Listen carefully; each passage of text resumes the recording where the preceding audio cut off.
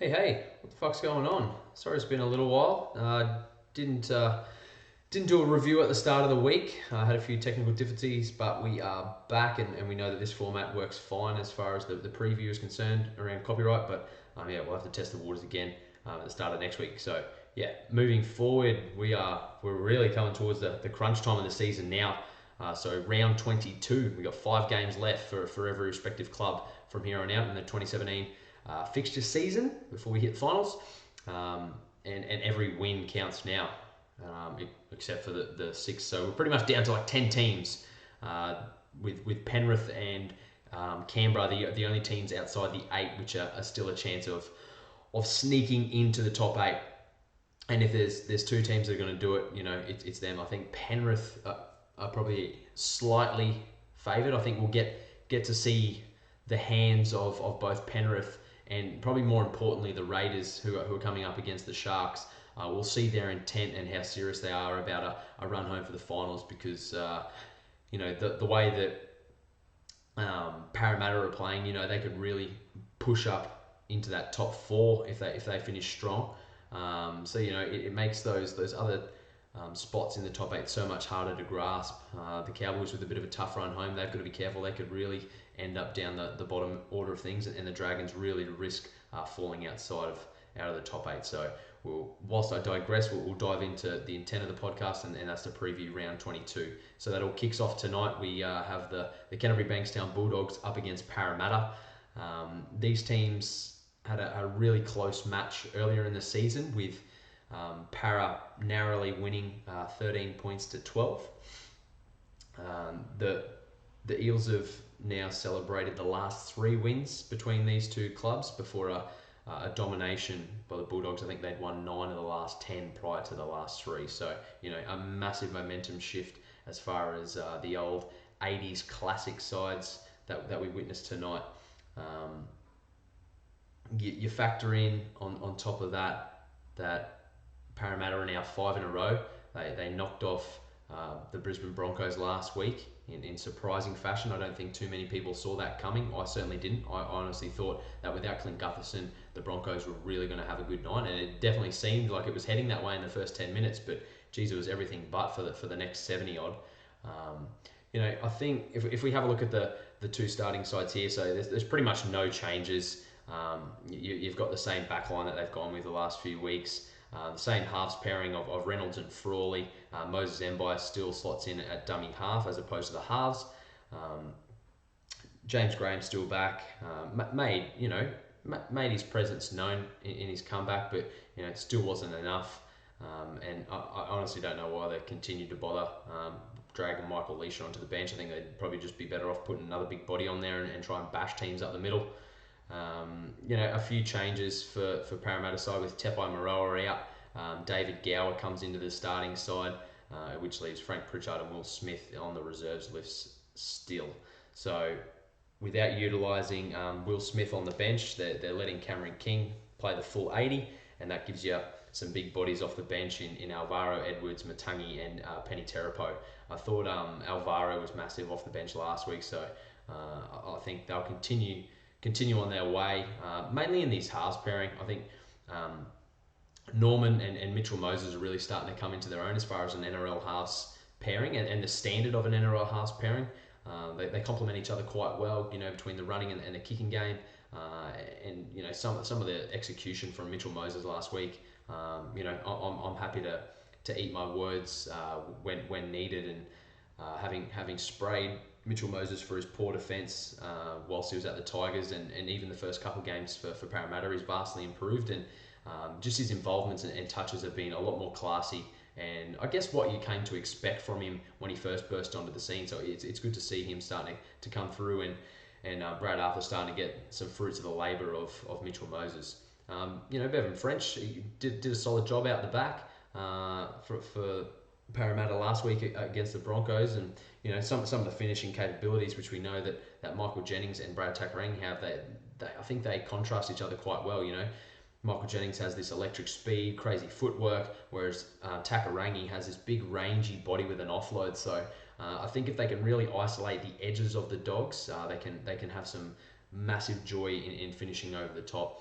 I think just because of the nature now of the Bulldogs season, that makes them even more dangerous, especially for a team like Parramatta that needs this win so desperately. A careless, reckless Bulldogs team is a scary one. How they respond now will be very interesting. Has the season gotten away from them and now they just fall by the wayside and keel over? Or do they try to start to wreak some havoc on the rest of the competition and ruffle a few feathers? For me, I think it'll still be a grimy game. I anticipate a pretty close finish as we did last time that the two teams came together. Whether it's a field goal that's the difference, I don't think it'll be quite that much. I think just the polish that Norman and Moses are starting to have on this side will be able to stretch that out. But, you can just... The Dogs, you'll always sort of have written them off and you're like, there's no way they're going to win this game. But they might only be down by 6 points. I think that's happened a lot over the course of this season. Like, they just don't look like winning, but at the same time, they're not getting belted. And I think we're going to see something similar there. So it wouldn't surprise me if they lose by a single digit. Moving on to Friday night's game, we have the Dragons up against the Rabbitohs. Well, the Dragons were absolutely pantsed. I know we didn't get the opportunity to do the review, so we all know in hindsight now that they got beaten by the cellar dwellers, the Newcastle Knights. After coming off a massive win from Manly the week before. So, the weight of expectation for those guys was that they were just, oh, Jesus, we're really going to see the Dragons kick on and, this strong start to the season that we're so used to seeing them have, and then they just fall and capitulate out the top 8. Is something now we're like, oh, that's just not going to be the case. But then they toss up a performance in contrast to the one that we see in the week prior, and it's like, oh, well, maybe that is the case. Maybe they are in real strife. But again, similar to the last game with a side in the Rabbitohs who are out of finals contention, and you've got the Dragons who are desperate to play finals footy, but they're right on the precipice now. So this is a make or break for them. I like that they've hung strong and kept Dufty at fullback with Dugan in the centres. I thought Dugan did have his moments. I identified his involvement versus Matautia last week, and he definitely did have those in blasts, but probably just didn't have the momentum to play off the back of to make that as effective as it could have been. Again, this team is so capable. The fact that they are clinging to 8th now, they've really got to go on and get the job done. But I guess when you're looking at the history of these two clubs, South has the rub of the green. They've won 8 of the last 10. And the last time these two teams come together, you probably all remember, was that infamous Greg Inglis field goal attempt whilst they were down by 2 points. So unfortunately, Greg, no 3 points. We're not playing rugby, mate. So yeah, a bit of comedy of errors last year. I would like to think that the desperate nature of this game, we will see the best come out of the Dragons. Again, I look at this team on paper every week as far as their forward pack goes. Armour, Vaughan, Frizzell, Thompson, DeBellin, Sims, and Packer off the bench. And again, still love Kurt Mann being involved in this side. I wish there was a space for him in the starting 13. I think he thoroughly deserves it. I honestly think he's probably being close to the best player. At least most consistent, I think would probably be the best way to describe him. Gareth Widdop, his influence has probably been far and above anyone else on the side, but Kurt Mann definitely the most consistent. The South Sydney Rabbitohs, they've sort of stuck strong with that same side that got belted by the Raiders last week, so I guess that's what concerns me. It's like, okay, well, you've kept Alex Johnson at fullback, Cody Walker in the halves. Alex Johnson leading try scorer in the competition, Cody Walker most try assists in the competition. So there's all the makings of this great team dynamic, but we're not seeing it. And that's not to say that we can't see it or we won't see it. For all intents and purposes, this starting 13 may run out and absolutely blitz and ambush the Dragons and really upset their finals hopes. So, again, this is a sort of a 50-50 game. Any side with the experience of a Robbie Farah, love him or hate him, you're gonna be feeling more confident than not when he's in your side. So a lot of pros and cons, but the ultimate thing that they've been missing all year is just winning the games that have been within reach. They were thoroughly disappointing last week and got absolutely bullied by the Raiders forward pack. So, coming up against a side that has the same sort of reputation, at least in this season, I think that's an area, if they can contain Burgess, as you're looking to do every week when you play Souths. Crichton's been quiet the last couple of weeks, so if the forwards really stand up for the Dragons, I think they'll get back to their winning ways. And just because of the desperate nature, I think we might see something a little bit special again, and I think they'll look to put that game against Newcastle from last week behind them. And I actually think that the Dragons might sneak out and win this one 13+. So that's my little bit of a bold tip on that one. The Dragons and Storm, whilst it poses as a top 8 clash, you can't help but feel that the Melbourne Storm are in a class of their own at the moment. They've won the last 4 games against the Cowboys now, and we're actually the only side to beat North Queensland in Townsville last season, and unfortunately I was there for that, and the last 4 or 5 games that I've watched the Cowboys play, they've actually lost. So despite our recent success, I seem to be a bad omen. So for the Cowboys, look, there's a lot of positives and a lot of negatives to take out of last week. The fact that they were able to get to a 10-point lead against the Roosters was something of beauty, and something that I probably didn't expect. I didn't think they would have jumped out to that much of a lead. But the fact that they threw it all away, lack of possession, lack of discipline, penalty count, and probably just a little bit of game management in the last 10 minutes. I thought they just stressed out a little bit, and I thought Michael Morgan probably overplayed his hand a little bit rather than just trusting in his new halves partner and Tamari Martin. We really botched up that last 2 sets that we had a crack at the Roosters that could have taken that game to Golden Point. We see same side is going out again, which in my opinion only benefits these guys. Actually, I think the only change we'll see Sean Fensom. He did end up dropping out of that 17 last week through injury, but he looks to make a return. So Braden Ueli will pop back out of there, and a big inclusion and one in my opinion which brings a bit of controversy about it is the return of Billy Slater. I've been pretty vocal about the whole head injury scenario, and especially the effects that we're seeing now come out of the States. I know it's a different sort of kettle of fish. You in the NFL you've got guys with helmets on, which actually increases the diameter, which means the head is basically like a pinball rattling around in there. So basically the larger the space is, the more movement there is for the brain because it's closer to the center. It's actually found why headgear doesn't really do anything to prevent concussions. It's more preventative for cuts rather than anything. So for me, if all those revelations that we're hearing about Billy Slater's injury and that knockout against the Raiders a fortnight ago were true, that he suffered memory loss prior to the state of origin, I don't think this is a case of bravery and digging in for your mates. I think it's a case of not looking after your player. I think it's a player welfare issue from behalf of the Melbourne Storm. And I'm not here to say that the medical staff aren't doing a good enough job. It's entirely possible that it was just a media beat up to ensure that Soliola got the maximum penalty, which he didn't end up getting anyway. They met in the middle. It was 4 to 6, and he got 5. And I'd like to hope that that's the route they play. They sort of play the field a little bit, just to try and throw another team under the bus. But if it's genuine and he really was that sick, it sort of scares me a little bit that he's out there playing so soon.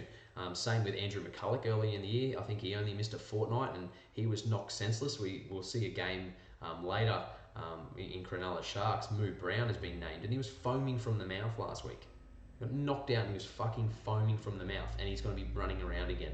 Named in the starting side. Like, you're not meant to fucking foam out the mouth. You know what I mean? Like, yeah, not to sort of get distracted with the aim of this podcast, but yeah, it really does frighten me. Some of the obstacles we're really pushing our players to overcome. I understand it's a business. There's money at stake, and not to mention that every player wants to fucking play footy. That's their job. They want to be out there. I'm not saying that Billy Slater's saying that, oh, don't put me out there, Craig. You know what I mean? Like 110% he wants to be out there. But sometimes you don't know your body as well as a professional knows the effects. You might be feeling okay, but it really concerns me. So that's sort of my 2 cents on that. Whilst in one respect it's great to see him out there. He's a fucking phenomenal player, undoubtedly. Go down as one of the greats. And any time that you can pair Slater, Cronk and Smith up, I want to be watching those 3 guys play as much footy together for as long as possible from here on out, because it's going to be fairly limited, because Cooper Cronk, he's coming into his last, we're probably into almost single figures now, I guess. Yeah, we'd be pretty damn close to single figures for Cooper Cronk's existence at the Melbourne Storm remaining. So, we're starting to see a rarity in that trio. So, yeah, there's pros and cons. So, Billy Slater coming back in, Cameron Munster out, which sees Riley Jacks named to start at 6. They've also carrying Slade Griffin on the bench. So it'll be interesting to see what changes are made there, whether it's something as simple as he slips out and either Nate Miles or Robbie Rocco jump onto that bench. Or they've also got Jerome Hughes and Brodie Croft waiting in the wings. So whether there's some sort of change there in the halves lineup with Jacks.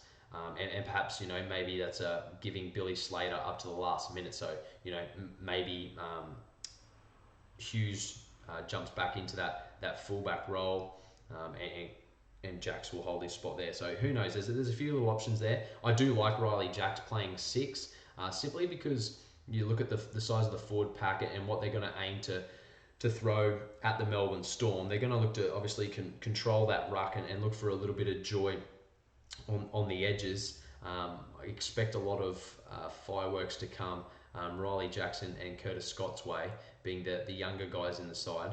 And also Joe Stimson. So that'd be the three names that I'm sort of name dropping and really looking to get under pressure. Excuse me. I really think Riley Jacks defensively probably offers a little bit more and than Brodie Croft. He's just a bit of a bigger, burlier bloke, Riley Jacks. So for the purpose of playing respectively to your opposition, I think he probably serves him a little bit better, but who knows? Craig Bellamy, he's the masterclass coach, so we just don't know, and oftentimes the decisions that he make are the right ones. But yeah, looking at this objectively, I really find it hard to go past the Melbourne Storm. Whether they win it by 1 or they win this by 20, both are entirely possible. You'd like to think that the Cowboys will take a little bit of humble pie out of last week and get back to some things that they know are going to work for them, and just look to get in the arm wrestle. We know that the Melbourne Storm are going to make the ruck as dirty as they can, and I'm really looking forward to Taumalolo trying to take it to Jesse Bromwich. I think whoever can get the ascendancy there will go a long way to winning the game. So I'm looking forward to those sort of matchups. You got Michael Morgan, who's obviously got the wealth of experience and inside knowledge on these 3 players in Slater, Cronk and Smith. Moving forward, I like the Melbourne Storm, whether it's by 1, whether it's by 20, who knows. It just depends in what sort of mood they were in. We only seen it last week. They were in a mood. They fucking put 40 points on Manly. Who's seen that coming? I certainly didn't. So a Storm win for me. Another flip of the coin. We've got the Newcastle Knights versus the Warriors. Massive opportunity for Newcastle to go back-to-back wins in the first time in over 2 years. It really is a 50-50 call. The Warriors beat Newcastle round 1 really late in the game. Scored a try to win 26-22. The thing that sort of points me in the direction of Newcastle winning and going back-to-back is just, I guess, the confidence factor now that they're going to be getting out of the back of an upset win last week over the Dragons, who had such a good win over Manly the week before. They're playing at home, and the Warriors have a terrible winning record in Australia this year. I think the only game they won is against the Titans this year.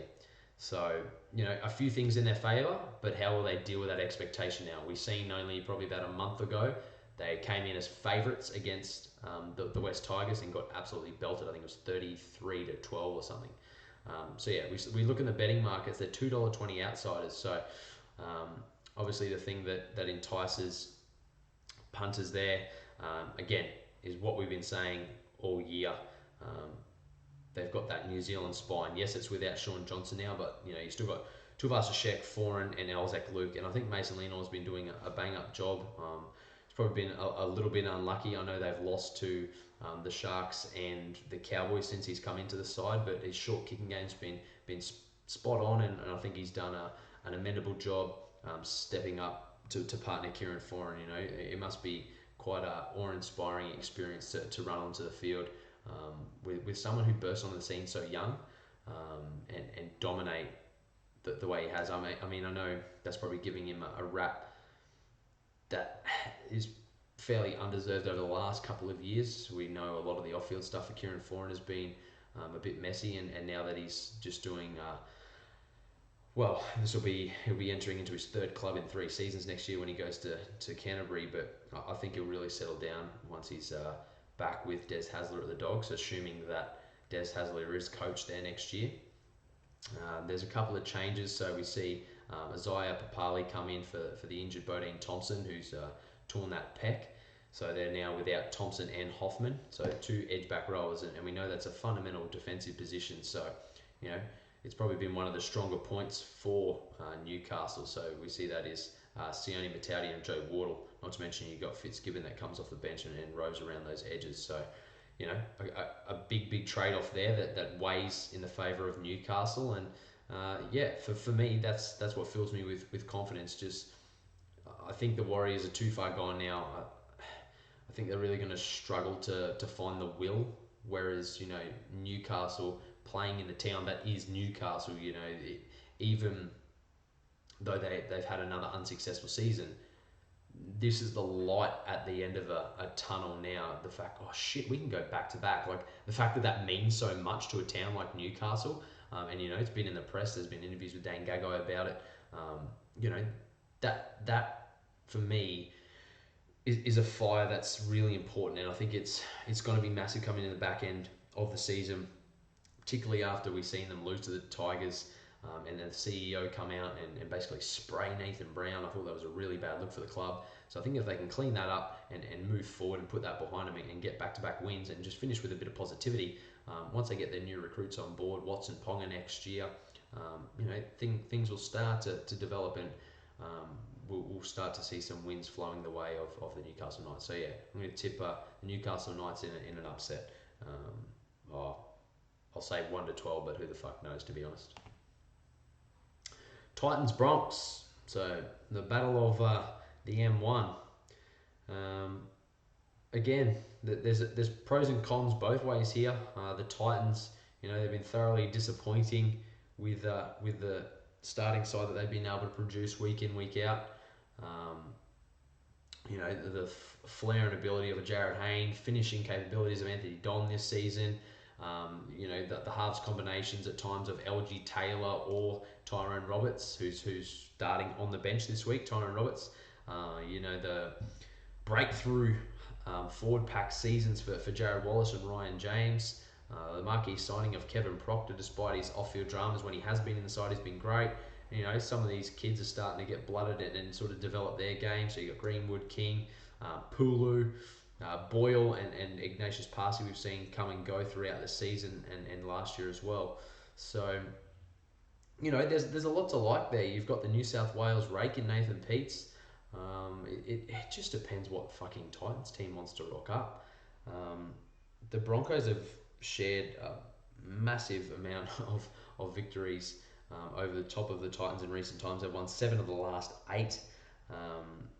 They only just scraped home earlier in the season. I actually went to that game in Suncorp earlier in the year, where I believe it was James Roberts who ended up scoring the winning try against his former club. Looking across at the Broncos side, we've got Andrew McCulloch, who's out for the season, unfortunately. Jonas Pearson, I haven't heard any injury around that. I assume it's just due to the disappointing performance he had last week. So David Mead and Jordan Kahu have been named on the wings. But if we scroll down a little bit further, we can see that Corey Oates has actually been named 18th man, and Tom Opachik from the Redcliffe Dolphins has also been named in number 20. So, I've actually been surprised not to see Tommy get a start this year, just because of how well he did play last year. He scored some amazing tries on the wing for the Broncos. And he's a big body as well, and typically Wayne Bennett likes to pick some of those bigger guys, especially in those outside backs. So it's interesting that he's gone there. So don't be surprised if there's a bit of a change. But you'd have to think if Oates has been named in the reserves, he's got to be pretty damn close. So expect them to be giving him up until the last hour to get a selection across. Without the presence of Andrew McCulloch, they've actually gone Ben Hunt at 9. Not a great surprise, I suppose, but I mean, we've seen Cody Nikorima play 9 more recently than we have Ben Hunt. It's been a number of years since he played the dummy half role off the bench for the Brisbane Broncos now. So a bit of a weird one, but again, they carry Milford, Nikorima, Hunt, and Benji Marshall in a 17. So persevering after losing to Parramatta last week. So we'll soon see whether or not that was the right decision, and we'll soon find out whether he does follow through with it if we do see any changes made there. Corbin Sims, he's been a little bit inconsistent the last few weeks, so I'd like to hope that he'll sort of put his head down and ass up and get about his work and really look to stand up and dominate Jared Wallace and Ryan James. I like the look of the forward pack. I know a lot of Broncos supporters are hot and cold on their side at times. And are quick to judge, but Sims, Blair, Glenn, Gillett, Maguire, they've played enough footy now that if they screw their heads on right and play the style of footy that we all know they're capable of doing, they can stick it to a team like the Titans just simply based off the results. The Broncos need to get this win. They're teetering on the edge of that top 4, and if they want that home semi, which we know is so crucial, especially for a side like the Broncos, walking out to a packed house at Suncorp to screaming Broncos fans, and you're the outsider, you're the underdog, it's not a good feeling, and not too many clubs can go there with any great success. I believe Melbourne Storm are the only ones in the whole competition with a winning record against the Broncos, let alone a winning record at Suncorp. So, I think just due to the nature of the situation, and I really like Pango Jr. and Offengawi's presence off the bench in a losing side last week. I thought they were probably 2 of their best forwards. If they can get off there and really bring that energy in that second wave, and to be honest, I feel just the use of Benji Marshall off the bench, it's been ineffective at the moment. You'd probably be better off just putting a Herman Assesi in there and really trying to run over the top of the Titans, especially with some of the big poly boys that they've got coming off the bench for them as well. So for me, just simply due to the nature of the game, where the season lies, I think Titans are more likely to roll over rather than the Broncos to give up another one, even though I think we're about to see how much work Andrew McCulloch gets through in the middle. So Ben Hunt's really going to have to step his game up and be super sound defensively. But yeah, I think the Broncos will get back in the winner's circle. Sharks, Raiders. I don't know why, but even as a Queenslander, I always love watching these two teams go at it. Again, Sharks really fighting for a top 4 spot. This game will go a long way in securing that. The Raiders just clinging to life, desperately hoping that they can claw into the top 8. And with an unchanged side, they're going to be looking for some consistency around there. Again, a big question mark around Moo Brown being selected after that nasty concussion last week.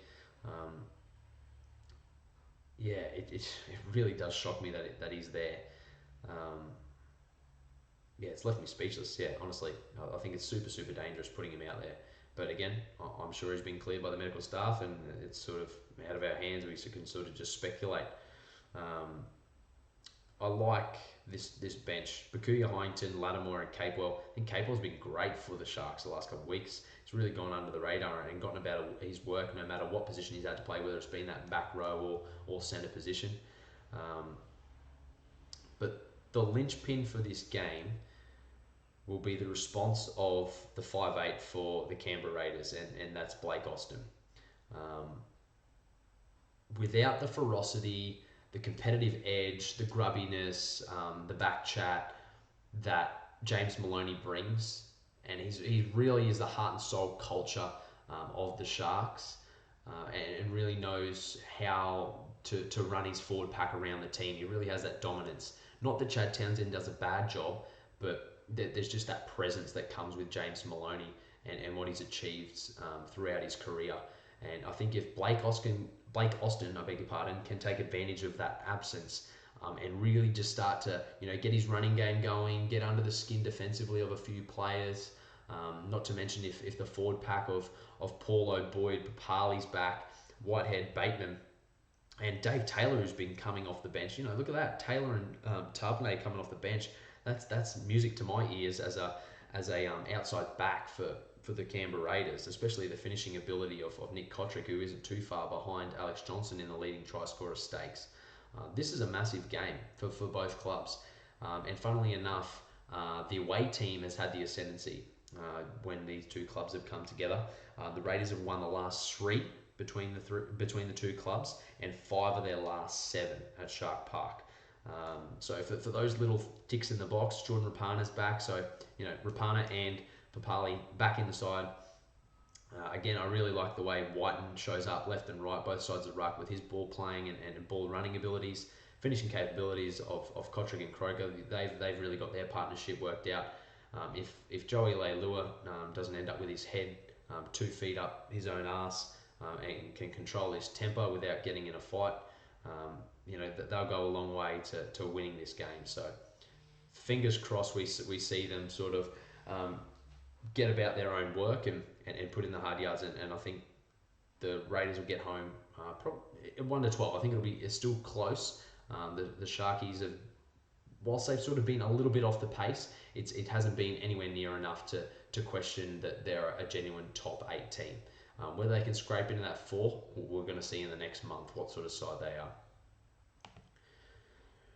Manly Roosters. Again, this is another bit of a flip of a coin. There's a few blokes that are waiting to get the nod to return to NRL for the Roosters, and we'll get to that shortly. But Manly, they've been pretty disappointing over the last couple of weeks. So Coach Trent Barrett will be looking for a response. Last time these two sides met, it was the Manly side who prevailed with an 18-12 victory. If you remember, Dylan Walker found some space after a poor defensive read from Latrell Mitchell and basically burnt through him and Luke Keary to score the winner.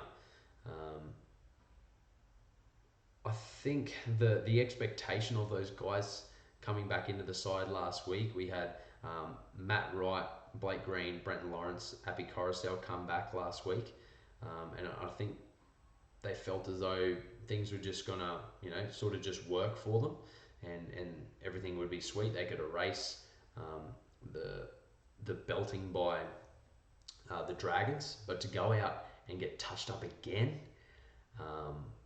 it's scary stuff. And now they're coming up against another team up in the top 2. They've got the top 2 sides back to back, so it's going to be a test of character for Manly. And a couple of interesting selections. Brad Parker, who's a winger, selected on the bench. I'm not sure what they're planning to do with him there. Cameron Cullen's been left out of the side. So a few interesting decisions that could pave the way either way. But a few of the big ins we see, they're not named in the 17 just yet, but Kane Evans and Jake Friend's the big ones. So you've got Victor Radley named to start. From reports I'm hearing, I didn't follow up and whether or not it was confirmed, but I did hear that Victor Radley actually broke his hand in that game against the Cowboys last week. So, whether he is just sucking it up and getting about his work, or maybe it was only a fracture and he's deciding to play through it through injections. But you'd have to think if Jake Friend is named in that reserves, he's near enough, pretty well good enough for a bloke like that, in my opinion.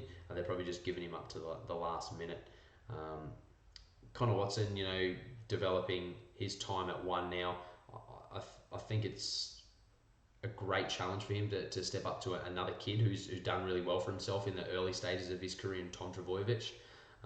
The finishing capabilities of Tupou, Ferguson, Mitchell and Manu off the back of 6 and 7 and Kieran Pearce.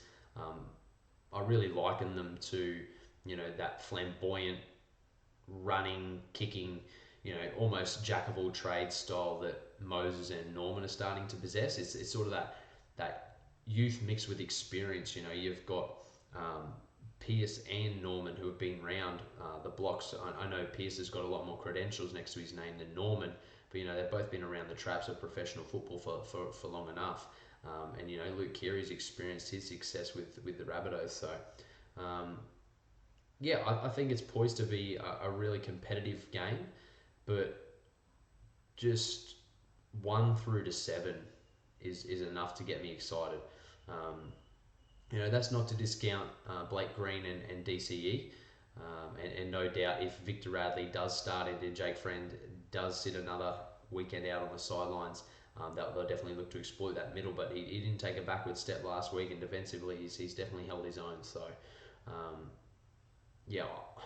I don't think they'll be able to rectify enough, and I think that the Roosters will be super desperate to continue on their winning ways without a couple of their stars in Gordon and Friend, and also Boyd Cordner. So, the fact that we're seeing a lot of teams overcome adversity whilst missing a few star players, I think we'll see that pattern continue, and the Roosters will get the job done 1-12. Alrighty, brings us to our final game of the round, Penrith versus the Tigers. We see big in Matt Moylan. He's named 18th man at the moment, but again, I think it's a similar vein to Jacob Friend. Probably a little bit more at stake with Moylan's injury being a hamstring, and you've really got to be careful with those sort of injuries because you just don't know.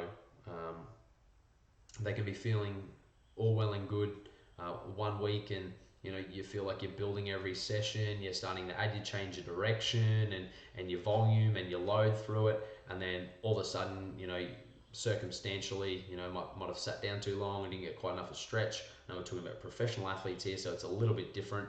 But all of a sudden they can just start to tighten up on you, or you get that perceived hamstring tightness neurally. It'll be interesting to see whether they err on the side of caution, or the fact that, hey, fuck, we really need to win these games if we're going to be any chance of finals and risk it all. So the big talking point, I guess, this week has been Nathan Cleary comes up against his dad, who's coaching the West Tigers.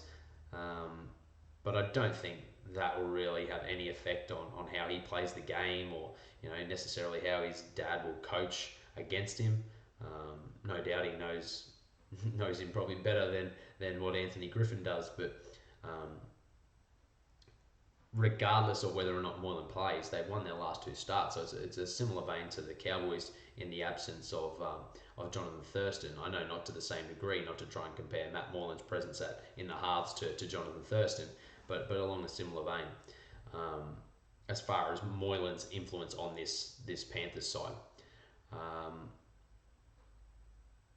I say it every week. I just love the look of this team. I love everything about them. I know they don't get the results every week, but and they've had a bit of a roller coaster season. But the last, I guess, third of the season that we've seen, it's been a totally different Panthers side. A lot more consistent, a lot more gritty.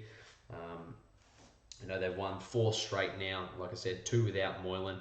Against the Tigers, they won 4 of the last 5.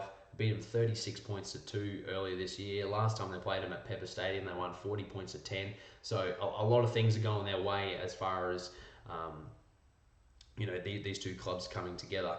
And if we just double check here, we'll see the Zalesniak brothers come up against each other for the first time, and I imagine it's probably the first time they've ever played against each other. I would like to think that they probably played most of their junior footy at the same club, if not in the same team. I know they're a couple of years apart. So that'll be a cool little battle too. Because I'm pretty sure they are on the same, memory evades me. Can't remember if they're on the same wing or not. I think they are.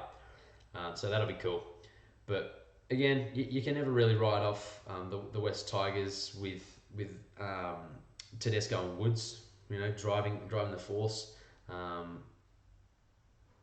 It's just, again, it's the story of their season. What side wants to rock up this week? We see him come out and you're like, what? Where's that been? You know what I mean? So I think just where the Penrith Panthers are placed in their season, what they provide up the middle, their flamboyance as far as offloads and second phase play. Anyone who sort of just fills that role comes in really, really nicely. Tyrone May has just made the transition to NRL seamlessly for a 21-year-old. Yeah, I just love everything about Penrith. Playing at home ticks more boxes for me. Penrith crowd loves getting out there and supporting a club, especially on a Sunday arvo. So for me, I think Penrith could really get on and have a good afternoon like they did earlier in the year. So yeah, I'm leaning towards Penrith Panthers 13 plus. Which brings us to the end of Footy Rants for another week. We'll be back at the start of next week on Monday to review everything that has transpired. I'm really looking forward to see which way some of these results go. Like I said, the first 2 games, Dogs, Para, Dragons, Rabbits, that's really going to dictate the path for Parramatta and Dragons trajectory in the back end of the year. Cows, Storm, if the Cowboys can manage to pull something off there, they're a massive chance of a top 4. Knights, Warriors doesn't really affect things, but it affects the culture of the club at Newcastle and the town itself. Titans, Broncos, again, doesn't really benefit the Titans, but it massively benefits the Broncos in their run for a home semi. Sharks, Raiders, again, the Sharks are going to play semi-finals footy, but Raiders are desperate. Manly, Roosters, again, it's a sort of that top 4 combo. Roosters will want to stay in touch with the Storm, and Penrith really need to win one to make sure that they're pushing towards finals footy. So yeah, I'm sure both Penrith and the Raiders will be barracking hard for the Rabbitohs tomorrow night. Alright guys, enjoy your footy, and I will be back on Monday for Footy Rants. Benny Matt is out. Catch you guys.